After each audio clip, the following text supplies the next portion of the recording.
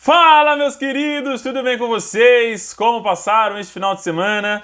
Primeiro final de semana de carnaval, vamos ter muita folia ainda nessa semana e também no próximo final de semana com o carnaval rolando aí, né?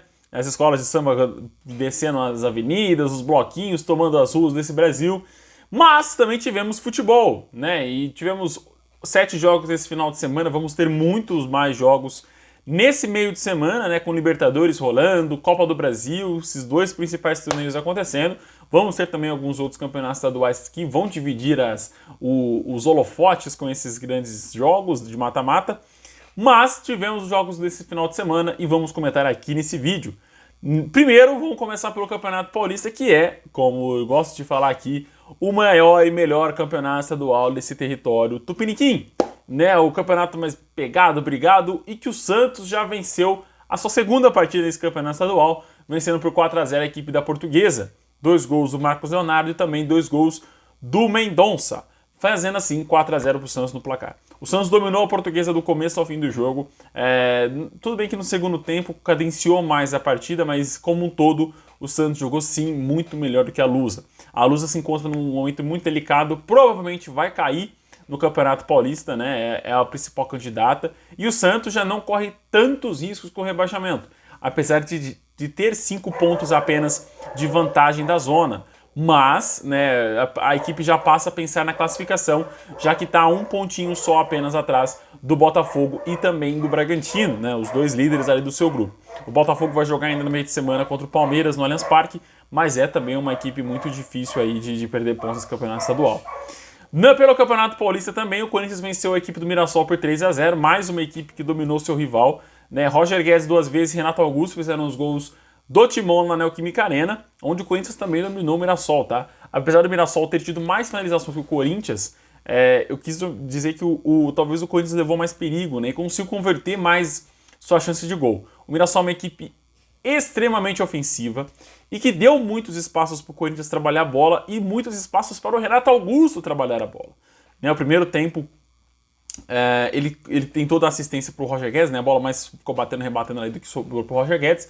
Na segunda etapa aí o Renato conseguiu fazer o seu gol de fora da área, né, um gol característico dele.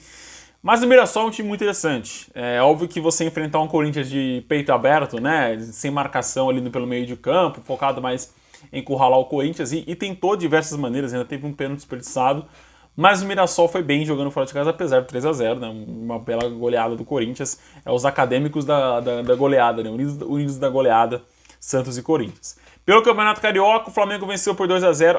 Aliás, o Corinthians com esse resultado classifica para a próxima fase do Campeonato Paulista e o Palmeiras também. Né? O Palmeiras, mesmo sem jogar nesse final de semana, conseguiu a classificação para as oitavas de final do Campeonato Estadual. O Flamengo venceu por 2-0 a equipe do Resende, fora de casa, né, com um time completamente em reserva, por isso não vamos fazer tantas análises aqui. Os moleques do Flamengo sofreram um pouco para ganhar do Resende, mas no segundo tempo a equipe deslanchou e conseguiu fazer seus 2 gols ali relâmpagos, com quase 3 minutos de diferença de cada gol ali. Né. O Matheus Gonçalves fez o primeiro gol e o André Luiz fez o segundo. O Flamengo vem poupando seus titulares, né, pelo jogo da Recopa que vai ter nesse meio de semana, onde a equipe vai tentar conseguir o seu primeiro título de 2023. A equipe não vem bem, né, vem oscilando bastante nesse ano na questão de decisões, mas é favorita diante do Independiente Del Valle, apesar de ser uma ótima equipe, né, a equipe venezuelana jogar muito bem. Pelo Campeonato Mineiro, o Atlético Mineiro venceu por 2-1 a equipe do Patrocinense. Vargas e Hulk fizeram os gols do Galo e Hever fez o gol contra para o Patrocinense. O Atlético encurralou o Patrocinense em boa parte do primeiro tempo, conseguiu seu primeiro gol com Vargas, mas tomou o gol contra logo na sequência, né? Um belíssimo gol contra do Hever que cabeceou ali firme para baixo e fez o gol contra. Brincadeiras à parte. O Hulk no finzinho, né? Bem no finzinho mesmo, né? A segunda etapa a Patrocinense conseguiu encurralar mais o Atlético e o Atlético começou a desperdiçar muitas oportunidades. O Hulk então fez o seu gol lá por 55 minutos, né? 10 minutos de acréscimo, fez o segundo gol do Atlético que garantiu os 3 pontos aí pro Galo. O Cruzeiro aí sim jogou bem diante do Vila Nova, né, fora de casa. A equipe dominou o Vila Nova lá no estádio do Vila Nova. Gilberto marcou 3 gols, né, essa partida de estreia do Gilberto, estreou com o pé direito. E o Matheus Vital também estreou bem, fazendo o seu gol aí também pelo Cruzeiro. O Cruzeiro começa a se ajeitar. É tarde ainda no Campeonato Mineiro, poderia ter jogado melhor nas suas outras partidas, mas já jogou bem contra o Atlético, volta a jogar bem agora contra a equipe do Vila Nova. Vamos ver como que vai ser a sequência do Cruzeiro no Campeonato Mineiro, né? E também na sequência da temporada, ainda tem o jogo da Copa do Brasil para disputar nesse meio de semana. Agora, aquele Express, porque são 2 poupa-tempo e eu não vou me alongar aqui. São Luís 0, Grêmio 0 e Cascavel 0 e Curitiba também 0, jogos pelo Gaúcho e pelo Campeonato Paranaense. Meus queridos, esses foram os jogos, né, dessa rodada do final de semana, e agora eu vou comentar um pouquinho com vocês o caso do Neymar. A gente sabe que ele é a grande estrela do nosso time, né, da nossa seleção, e acabou, infelizmente, machucando o tornozelo direito, né, tornozelos que são o ponto fraco do Neymar em campo, talvez o alvo, né, dos seus rivais, e nesse jogo em específico talvez nem tenha sido tanto a questão do rival, mas a má sorte do nosso garoto, do nosso adulto Ney.